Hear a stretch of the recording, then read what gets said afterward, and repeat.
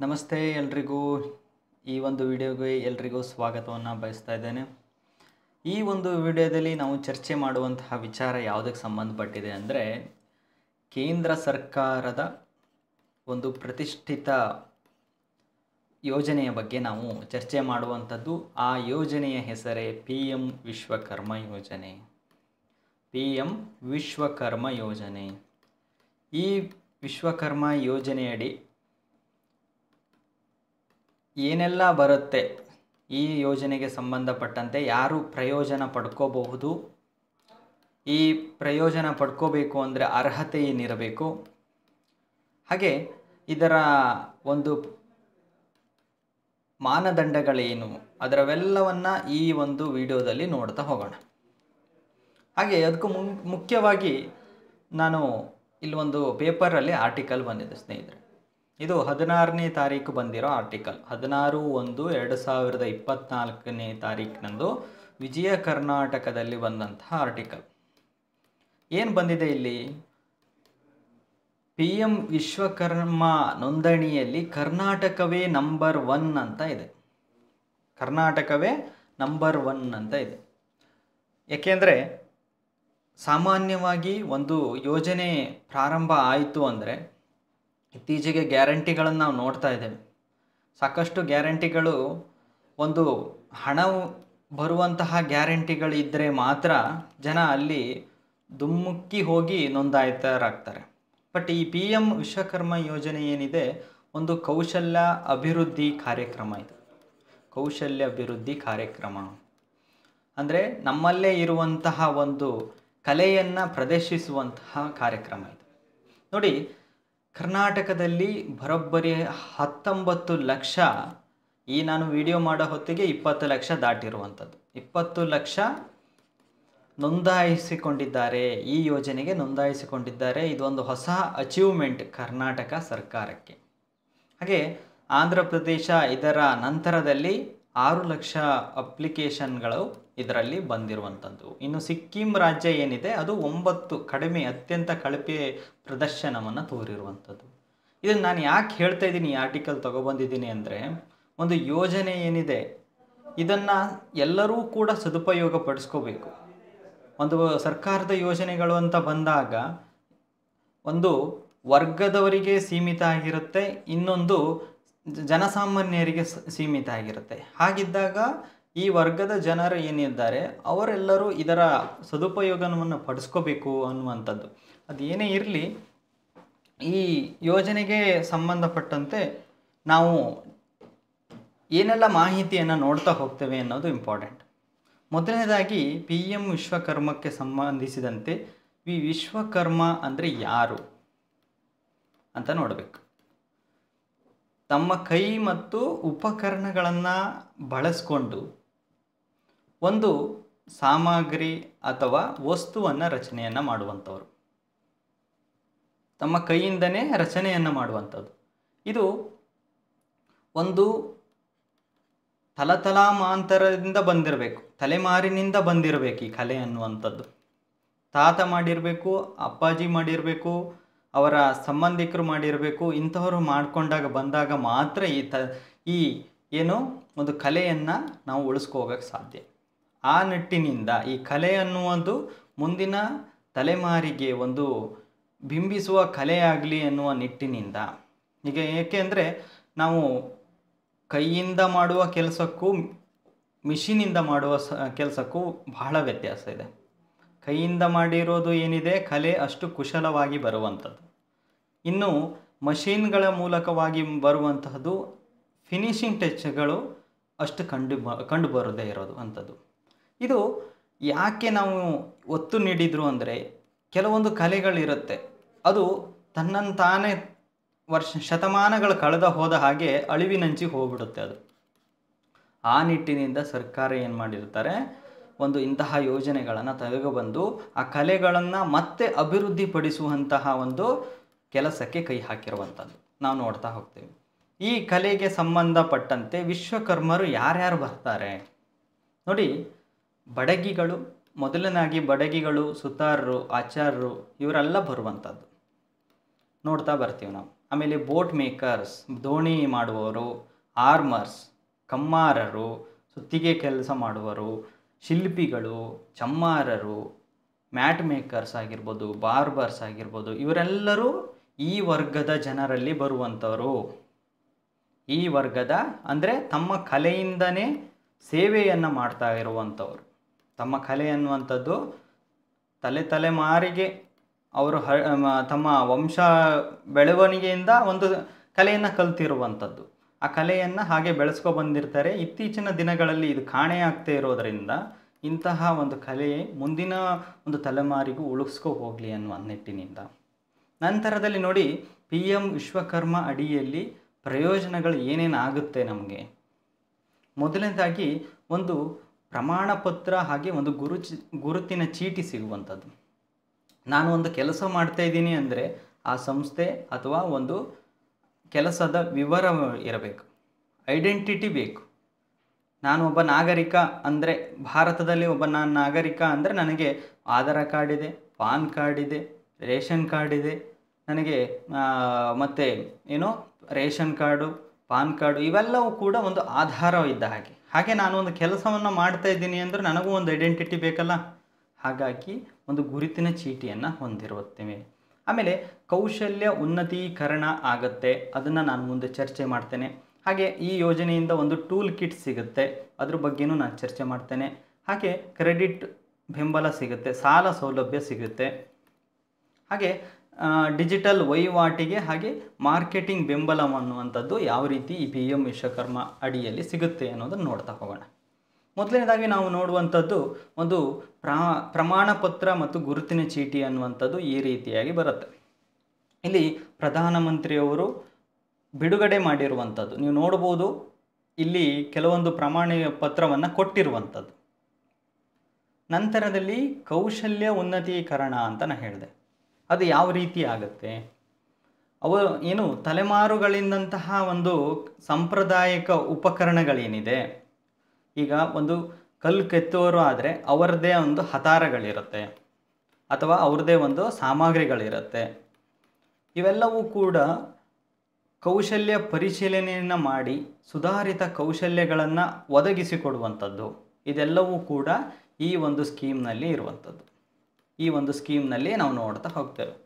ಈ ಕೌಶಲ್ಯ ಉನ್ನತೀಕರಣಕ್ಕೆ ನಾವು ಸರ್ಕಾರ ಏನು ಮಾಡುತ್ತೆ ಅಂದರೆ ಒಂದು ಕಾರ್ಯಕ್ರಮವನ್ನು ಹಮ್ಮಿಕೊಳ್ಳುತ್ತೆ ಅಥವಾ ಒಂದು ಕಾರ್ಯಾಗಾರವನ್ನು ಹಮ್ಮಿಕೊಳ್ಳುತ್ತೆ.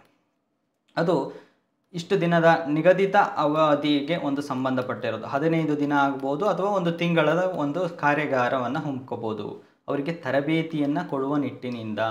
ತರಬೇತಿ ಅಂದರೆ ಅವರೇನು ಕೆಲಸ ಕಲ್ತವರೇ, ಬಟ್ ಆ ಕೆಲಸದಲ್ಲಿ ಸ್ವಲ್ಪ ಮಾಡಿಫೈ ಮಾಡ್ತಾರೆ. ಅಂದರೆ ಮಾಡುವಂತಹ ಕೆಲಸದಲ್ಲೇ ಸ್ವಲ್ಪ ನೈಪುಣ್ಯತೆಯನ್ನು ಸಾಧಿಸ್ಕೊಳ್ಳಿ ಅಂತ ಹೇಳಿ ಇಂತಹ ಕೆಲಸವನ್ನು ಮಾಡುವಂಥದ್ದು. ಈ ಕೆಲಸಕ್ಕೆ ತರಬೇತಿಯನ್ನು ಕೊಡುವ ಉದ್ದೇಶ ಏನಿದೆ? ಸುಧಾರಿತ ಕೌಶಲ್ಯವನ್ನು ಬಿಂಬಿಸಲು. ನೋಡಿ, ಈ ಕೌಶಲ್ಯ ಸುಧಾರಿತ ತರಬೇತಿಗೆ ಅಟೆಂಡ್ ಆದವರು ಪಾಪ ಅವ್ರು ಬರ್ತಾರೆ ತರಬೇತಿ ನಂತರದಲ್ಲಿ ಈಗ ಎಲ್ಲರೂ ಆರ್ಥಿಕವಾಗಿ ಸದೃಢ ಇರೋದಿಲ್ಲ, ಮನೆಯ ಕಷ್ಟಗಳಿರುತ್ತೆ. ಹಾಗಾಗಿ ಏನು ಮಾಡ್ತಾರೆ, ನೀವು ತರಬೇತಿ ಬಂದ ದಿನದಿಂದ ತರಬೇತಿ ಮುಗಿಯೋವರೆಗೂ ಕೂಡ ಎಷ್ಟು ದಿನ ನೀವು ತರಬೇತಿಯಲ್ಲಿ ಇರ್ತೀರೋ ಅಷ್ಟು ದಿನವೂ ನಿಮಗೆ ಪ್ರತಿ ಸ್ಟೈಫಂಡನ್ನು ಕೊಡುವಂಥದ್ದು. ಅಂದರೆ ಸಂಬಳದ ಲೆಕ್ಕದಲ್ಲಿ ಕೊಟ್ಟ ಹಾಗೆ ಅಂತ ತಿಳ್ಕೊಳ್ಳಿ. ನೀವು ದಿನಕ್ಕೆ 500 ರೂಪಾಯಿಯ ಒಂದು ಸ್ಟೈಫಂಡನ್ನು ನೀಡ್ತಾ ಹೋಗ್ತಾರೆ. ನಂತರ ತರಬೇತಿ ಮುಗಿದ ನಂತರದಲ್ಲಿ ನಿಮಗೆ ಟೂಲ್ ಕಿಟ್ಟನ್ನು ನೀಡುವಂಥದ್ದು. ಅಂದರೆ ಈ ತರಬೇತಿಯನ್ನು ಪಡೆದಂಥವ್ರು, ನಾನೀಗ ಒಂದು ಬಡಗಿ ಕೆಲಸ ಮಾಡ್ತಾ ಇದ್ದೇನೆ ಅಂದರೆ ಇದಕ್ಕೆ ಸಂಬಂಧಪಟ್ಟಂತಹ ಟೂಲ್ ಕಿಟ್ಟನ್ನು ನೋಡುವಂಥದ್ದು. ಟೂಲ್ ಕಿಟ್ನಲ್ಲಿ ಏನೇನಿರುತ್ತೆ? ಬಡಗಿ ಕೆಲಸ ಮಾಡುವವರಿಗೆ ಒಂದು ಸುತ್ತಿಗೆ ಇರುವಂಥದ್ದು, ಮಟ್ಟಗೋಲು ಅನ್ನುವಂಥದ್ದು, ನಂತರ ಇನ್ನೇನು ಬರುತ್ತೆ, ಉಳಿ ಅನ್ನುವಂಥದ್ದು. ಇಂತಹ ಹಲವಾರು ಸಾಮಗ್ರಿಗಳ ಕೂಡಿದ ಒಂದು ಟೂಲ್ ಕಿಟ್ ನಿಮಗೆ ದೊರೆಯುತ್ತೆ. ಟೂಲ್ ಕಿಟ್ ಅನ್ನುವಂಥದ್ದು ಅದು ಎಷ್ಟು ಮೌಲ್ಯ ಇರುತ್ತೆ ಆ ಟೂಲ್ ಕಿಟ್ಗೆ ಅಂದರೆ 15,000 ರೂಪಾಯಿಯ ಒಂದು ಟೂಲ್ ಕಿಟ್ ಮೌಲ್ಯ ನಿಮಗೆ ಯಾರು ತರಬೇತಿಯನ್ನು ಪಡ್ಕೊಳ್ತಾರೋ ಅವರಿಗೆ ಸಿಗುವಂಥದ್ದು. ಈ ಟೂಲ್ ಕಿಟ್ಟನ್ನು ನಾನು ಹಾಗೆ ಪಡಿಬೋದಾ? ತರಬೇತಿ ಇಲ್ಲದೇ ಪಡಿಬೋದಾ? ಇಲ್ಲ, ತರಬೇತಿ ಪಡೆದವರಿಗೆ ಮಾತ್ರ ಈ ಟೂಲ್ ಕಿಟ್ ಸಿಗುತ್ತೆ. ಸರ್, ಟೂಲ್ ಕಿಟ್ ಏನೋ ಸಿಕ್ತು, ತರಬೇತಿ ಏನೋ ಸಿಕ್ತು, ನಂತರ ಏನು ಮಾಡೋದು ಇದನ್ನು? ನೆಕ್ಸ್ಟ್ ನೀವು ಬಂದು ಒಂದು ಶಾಪನ್ನು ಓಪನ್ ಮಾಡ್ತಿರೋ ಅಥವಾ ನಿಮ್ಮದೇ ಆದಂಥ ಒಂದು ಸಂಸ್ಥೆಯನ್ನು ಓಪನ್ ಮಾಡ್ತಿರೋ, ನೀವು ಮಾಡಿ. ಆ ಸಂಸ್ಥೆಗೆ ನಾವು ಒಂದು ಸಹಾಯಧನ ಅಥವಾ ಒಂದು ಏನು ಸಾಲದ ರೂಪದಲ್ಲಿ ಧನ ಸಹಾಯವನ್ನು ಆಗುತ್ತೆ. ಬಂಡವಾಳ ಬೇಕಲ್ಲ. ಮೊದಲ ಹಂತದಲ್ಲಿ ನಿಮಗೆ 1,00,000 ರೂಪಾಯಿಯ ಒಂದು ಸಾಲ ಸೌಲಭ್ಯ ಸಿಗುತ್ತೆ. ನಂತರ ಇನ್ಕ್ರೀಸ್ ಆಗ್ತಾ ಹೋಗುತ್ತೆ. ಅದು ಹೇಳ್ತೇನೆ ನಾನು. ಈ 1 ತಿಂಗಳ 18 ತಿಂಗಳ ಒಂದು ಅವಧಿಗೆ ನಿಮಗೆ 1,00,000 ರೂಪಾಯಿಯ ಸಾಲ ಸೌಲಭ್ಯ ಸಿಗುತ್ತೆ. ಅದು ರೇಟ್ ಎಷ್ಟು ಆಫ್ ಇಂಟ್ರೆಸ್ಟ್ ಇರುತ್ತೆ. ಇಂಟ್ರೆಸ್ಟ್ ರೇಟ್ ನಿಮಗೆ ಅತಿ ಕಡಿಮೆ ದರದಲ್ಲಿ ಸಿಗುತ್ತೆ, 5% ಹಾಗೆ ಸಿಗುತ್ತೆ. ನೀವು ಮೊದಲ ಹಂತದಲ್ಲಿ ನೀವು ಸಾಲವನ್ನು 1,00,000 ರೂಪಾಯಿ ತೆಗೆದುಕೊಂಡಿದ್ದೀರಿ. ನಂತರ ಅದನ್ನು 18 ತಿಂಗಳ ನಂತರ ಅದನ್ನು ತೀರಿಸಿದ್ದೀರಿ. ಆವಾಗ ಎಷ್ಟು ನಿಮಗೆ ಸಾಲ ಸಿಗುತ್ತೆ? ನೆಕ್ಸ್ಟಲ್ಲಿ ನಿಮಗೆ 2,00,000 ರೂಪಾಯಿಗಳ ಸಾಲ ಸಿಗುತ್ತೆ. ನಾನು ಅಂಗಡಿಯನ್ನು ಮಾಡಿಫೈ ಮಾಡ್ತೇನೆ, ದೊಡ್ಡದಾಗಿ ಕಟ್ತೇನೆ, ಇನ್ನೂ ಅಂಥದ್ದಿದ್ದರೆ ನಿಮಗೆ 2,00,000 ರೂಪಾಯಿ ಸಾಲ ಸಿಗುತ್ತೆ. ಈ ರೀತಿಯಾಗಿ ನಿಮಗೆ PM ವಿಶ್ವಕರ್ಮ ಯೋಜನೆಯಲ್ಲಿ ಸಾಲ ಅನ್ನುವಂಥದ್ದು ದೊರೆಯುತ್ತಾ ಹೋಗುತ್ತೆ. ನಂತರದಲ್ಲಿ ನೋಡಿ, ಸಾಲ ಸಿಕ್ಕಿದೆ, ನಾನು ವಸ್ತುವನ್ನು ಮಾಡಿದ್ದೀನಿ, ಮಾರ್ಕೆಟಿಂಗ್ ಹೆಂಗೆ ಮಾಡೋದು ನೋಡಿ. ಸಾಲ ಸಿಗುವಂಥದ್ದಕ್ಕೆ MSME ಮೂಲಕವಾಗಿ ನಿಮಗೆ ಸಾಲ ಸೌಲಭ್ಯ ಅನ್ನುವಂಥದ್ದು ದೊರೆಯುತ್ತೆ. ಈ MSMEಗಳು ಏನು ಮಾಡುತ್ತೆ? ನಿಮ್ಮ ವಸ್ತುಗಳಿಗೆ ಬ್ರ್ಯಾಂಡಿಂಗನ್ನು ಕೊಡುವಂಥದ್ದು, ಬ್ರ್ಯಾಂಡಿಂಗ್ ನೀಡುವಂಥದ್ದು, ಹಾಗೆ ಜಾಹೀರಾತನ್ನು ನೀಡುವಂಥದ್ದು. ಯಾಕೆಂದರೆ ನೀವು ಒಂದು ಸರ್ಕಾರದ ಒಂದು ಸಂಸ್ಥೆಯಿಂದ ಬಂದಂಥವ್ರು ನೀವು. ಯಾಕೆ? ನಿಮ್ಮದೇ ಆದಂತಹ ಐಡೆಂಟಿಟಿ ಇದೆ. ಹಾಗಾಗಿ ಈ ಮಾರ್ಕೆಟಿಂಗ್ ಸೌಲಭ್ಯವು ಕೂಡ ನಿಮಗೆ ಒದಗಿಸಲಾಗುತ್ತೆ ಈ ಯೋಜನೆಯಡಿ ಅನ್ನುವಂಥದ್ದು. ಹಾಗೆ ಈ ಯೋಜನೆಗೆ ನಾನು ಸೇರ್ಪಡೆ ಆಗಬೇಕು ಅಂದರೆ ಸರ್ಕಾರದ ಮಾನದಂಡಗಳೇನಾಗಿರಬೇಕು? ಅದರದ್ದು ಮಾನದಂಡಗಳಿದೆ. ನೀವು ಈ ಯೋಜನೆಗೆ ಆಯ್ಕೆಯಾಗಬೇಕು ಅಂದರೆ ನಿಮಗೆ 18 ವರ್ಷ ಆಗಿರಬೇಕು. 18 ವರ್ಷ ಆಗಿರಬೇಕು. ಆಮೇಲೆ ಅಸಂಘಟಿತ ವಲಯದ ಸ್ವಯಂ ಉದ್ಯೋಗದ ಆಧಾರದ ಮೇಲೆ PM ವಿಶ್ವಕರ್ಮ ಯೋಜನೆಯನ್ನು ಕೊಡುವಂಥದ್ದು. ನೋಡಿ, ಕುಶಲಕರ್ಮಿಗಳು ಯಾರ್ಯಾರು ಇರ್ತಾರೋ ಅವರಿಗೆ ಈ ಯೋಜನೆ ಹೆಚ್ಚಿನ ಮಹತ್ವವನ್ನು ಕೊಟ್ಟು ರೂಪಿತವಾದಂತಹ ಯೋಜನೆ. ಹಾಗಾಗಿ ಇಂತಹ ಯೋಜನೆಗೆ ನೀವು ಯಾರ್ಯಾರು ಭಾಗಿಯಾಗ್ತಾರೋ ಅವರು ಆಯ್ಕೆ ಮಾಡುವಂಥದ್ದು. ನಂತರದಲ್ಲಿ ಫಲಾನುಭವಿಯು ನೋಂದಣಿಯಂದು ಸಂಬಂಧಿತ ವ್ಯಾಪಾರದಲ್ಲಿ ತೊಡಗಿಸಿಕೊಂಡಿರಬೇಕು. ನೋಡಿ, ವ್ಯಾಪಾರದಲ್ಲಿ ತೊಡಗಿಸಿಕೊಂಡಿರೋದು ಒಂದು, ಹಾಗೆ ಯಾವುದೇ ರೀತಿಯಾದಂತಹ ಕ್ರೆಡಿಟ್ ಆಧಾರದಲ್ಲಿ ಸಾಲವನ್ನು ಮಾಡಿರಬಾರ್ದು. ನಾನು ಎಲ್ಲ ಕಡೆಯಿಂದ ಸಾಲ ಮಾಡಿದ್ದೀನಿ ಅಂದರೆ ಈ ಕೊಡುವ ಸಾಲ ಅವನು ಹೇಗೆ ತೀರಿಸ್ತಾನೆ? ಹಾಗಾಗಿ ನೋಡಿ, ಇನ್ನೂ ಒಂದು ವಿಷಯ ಹೇಳಿದೆ ಸರ್ಕಾರ, ಏನಂದರೆ ಈ ಮುದ್ರಾ ಯೋಜನೆಯಡಿ, ಸ್ವಾನಿಧಿ ಯೋಜನೆಯಡಿ, ಇವೆಲ್ಲ ಗೌರ್ಮೆಂಟ್ ಸ್ಕೀಮ್ಸ್ಗಳಿವೆಲ್ಲ, ಸೆಂಟ್ರಲ್ ಗೌರ್ಮೆಂಟ್ ಸ್ಕೀಮ್ಸ್ ಇರದೆಯಲ್ಲ, ಇದೆಲ್ಲವೂ ಸ್ಕೀಮ್ಸಲ್ಲಿ ಯಾವುದಾದ್ರೂ ಒಂದು ಸ್ಕೀಮ್ಸಲ್ಲಿ ಇವನು ಸಾಲ ಮಾಡಿದರೆ ಅಥವಾ ಒಂದು ಸಹಾಯವನ್ನು, ಧನ ಸಹಾಯವನ್ನು, ಬಂಡವಾಳಕ್ಕಾಗಿ ಸಹಾಯ ತಗೊಂಡಿದ್ದರೆ ಈ ಯೋಜನೆಗೆ ಅನರ್ಹನಾಗ್ತಾನೆ ಅನ್ನುವಂಥದ್ದು ಇಲ್ಲಿ ತಿಳಿಸಿದೆ. ಇನ್ನು ಈ ಯೋಜನೆಯನ್ನು ಪಡಿಬೇಕು ಅಂದರೆ ಕುಟುಂಬದಲ್ಲಿ ಯಾರಿಗೆ ಸಿಗುತ್ತೆ? ಎಲ್ರಿಗೂ ಕೊಡ್ತಾರಾ ಈ ಯೋಜನೆ? ಕೊಡೋದಿಲ್ಲ. ಒಂದು ಕುಟುಂಬ ಅಂತ ಬಂದರೆ ಯಾರ್ಯಾರು ಬರ್ತಾರೆ? ಪತಿ, ಪತ್ನಿ, ಅವಿವಾಹಿತ ಮಕ್ಕಳು. ಇದರಲ್ಲಿ ಅಷ್ಟು ಜನರಲ್ಲಿ ಒಬ್ರಿಗೆ ಸಿಗುತ್ತೆ, ಒಬ್ಬರಿಗೆ ಈ ಯೋಜನೆಯನ್ನು ಕೊಡ್ತಾರೆ. ನೆನ್ಪಿಟ್ಕೊಳ್ಳಿ, ಕುಟುಂಬ ಅಂತ ಬಂದರೆ ಒಬ್ಬರಿಗೆ ಸಿಗುವಂಥದ್ದು. ಹಾಗೆ ಈ ನಿಮ್ಮ ಕುಟುಂಬದಲ್ಲಿ ಯಾರಾದರೂ ಸೆಂಟ್ರಲ್ ಅಥವಾ ಸ್ಟೇಟ್ ಗೌರ್ನಮೆಂಟ್ ಹುದ್ದೆಯಲ್ಲಿದ್ದರೆ ಅವರಿಗೆ ಈ ಯೋಜನೆಯ ಸಿಗೋದಿಲ್ಲ ಅನ್ನುವಂಥದ್ದು ಕೂಡ ಮಾನದಂಡವಾಗಿದೆ. ನೋಡಿ, ನಾನು ಇದೆಲ್ಲವನ್ನು ಮಾನದಂಡವಾಗಿ ನಾನು ಉಪಯೋಗಿಸ್ಕೊಂಡಿದ್ದೀನಿ, ಅಥವಾ ನನಗೆ ಈ ಮಾನದಂಡಗಳಿಗೆ ಎಲ್ಲವೂ ನನ್ನಲ್ಲಿ ಅರ್ಹತೆ ಇದೆ. ಆದರೆ ನಾನು ನೋಂದಣಿ ಎಲ್ಲಿ ಮಾಡ್ಕೋಬೇಕು? ಎಲ್ಲ ನೋಂದಣಿಯನ್ನು ಕೂಡ ನಾವು ಕೆಲವೊಂದನ್ನು ಮೊಬೈಲ್ನಲ್ಲೇ ಮಾಡ್ಕೋಬೋದು, ಬಟ್ ಇವು ಮೊಬೈಲ್ನಲ್ಲಿ ಮಾಡ್ಕೊಳ್ಳೋಕೆ ಬರೋದಿಲ್ಲ. ಆ ಮೊಬೈಲ್ನಲ್ಲಿ ಬರೋದಿಲ್ಲ ಅಂದರೆ ಎಲ್ಲಿಗೆ ಹೋಗಿ ನಾನು ಮಾಡ್ಕೋಬೇಕು ಇದನ್ನು? ನಿಮ್ಮ ಹತ್ತಿರದ CSC ಕೇಂದ್ರಗಳಿದೆ, ಕಾಮನ್ ಸರ್ವಿಸ್ ಸೆಂಟರ್ಗಳು, ಅಥವಾ ಗ್ರಾಮ್ ಒನ್ಗಳು,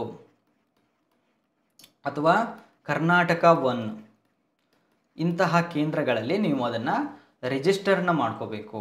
ರಿಜಿಸ್ಟರ್ ಮಾಡ್ಕೋಬೇಕು ಅಂದರೆ ಫಲಾನುಭವಿಗಳಿಗೆ ಯಾವೆಲ್ಲ ಐಡೆಂಟಿಟಿ ಬೇಕು ಅಥವಾ ಯಾವೆಲ್ಲ ದಾಖಲಾತಿಗಳು ಬೇಕು ಅನ್ನುವಂಥದ್ದು ನೋಡ್ತಾ ಹೋಗಿ, ಫಲಾನುಭವಿಗಳು ನೋಂದಣಿಗಾಗಿ ಆಧಾರ್ ಕಾರ್ಡ್ ಇರಬೇಕು ಅವರ ಹತ್ರ, ಮೊಬೈಲ್ ಸಂಖ್ಯೆ ಇರಬೇಕು, ಬ್ಯಾಂಕ್ ವಿವರದ ಬ್ಯಾಂಕ್ ಖಾತೆಯನ್ನು ಹೊಂದಿರಬೇಕು. ಅಕಸ್ಮಾತ್ ಇನ್ನೇನು ಒಂದು ವಿಷಯ ಬೇಕು ಅಂದರೆ ಒಂದು ಪಡಿತರ ಚೀಟಿ, ರೇಷನ್ ಕಾರ್ಡ್ ಏನಿದೆ ಆ ದಾಖಲೆಯನ್ನು ಕಡ್ಡಾಯವಾಗಿ ಪಡಿಸಬೇಕು ಅನ್ನುವಂಥದ್ದು ಕೂಡ ಹೇಳಿದೆ. ಇನ್ನು ರೇಷನ್ ಕಾರ್ಡ್ಗೆ ಸಂಬಂಧಪಟ್ಟಂತೆ ಮಕ್ಕಳಿಗೆ ರೇಷನ್ ಕಾರ್ಡ್ ಬರೋದಿಲ್ಲ. ಈಗ ಪತಿ ಪತ್ನಿ ಅವಿವಾಹಿತ ಮಗ ಇದ್ದಾನೆ, ಮಗನ ಹೆಸರಲ್ಲಿ ಮಾಡ್ಕೋಬೇಕು ನಾವು ಈ ಯೋಜನೆಯನ್ನು. ಮಗನಿಗೆ ಎಕ್ಸ್ಟ್ರಾ ರೇಷನ್ ಕಾರ್ಡ್ ಇರೋದೇ ಒಂದು ರೇಷನ್ ಕಾರ್ಡ್ ಮನೆಯಲ್ಲಿ. ಆವಾಗ ಏನು ಮಾಡಬೇಕು?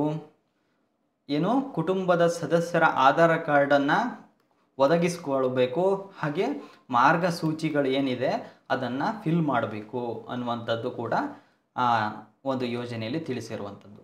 ನಂತರ ನೋಡಿ, ಫಲಾನುಭವಿಯು ಬ್ಯಾಂಕ್ ಖಾತೆಯನ್ನು ಹೊಂದಿಲ್ಲದೆ ಇದ್ದರೆ, ಇದು ಕೂಡ ಇಂಪಾರ್ಟೆಂಟೇ. ಕೆಲವೊಬ್ಬರು ಬ್ಯಾಂಕ್ ಖಾತೆಯನ್ನು ಹೊಂದಿರೋದಿಲ್ಲ ಅಥವಾ ಪೋಸ್ಟಲ್ ID ಹೊಂದಿರ್ತಾರೆ. ಇಂಥವ್ರು ಏನು ಮಾಡಬೇಕು?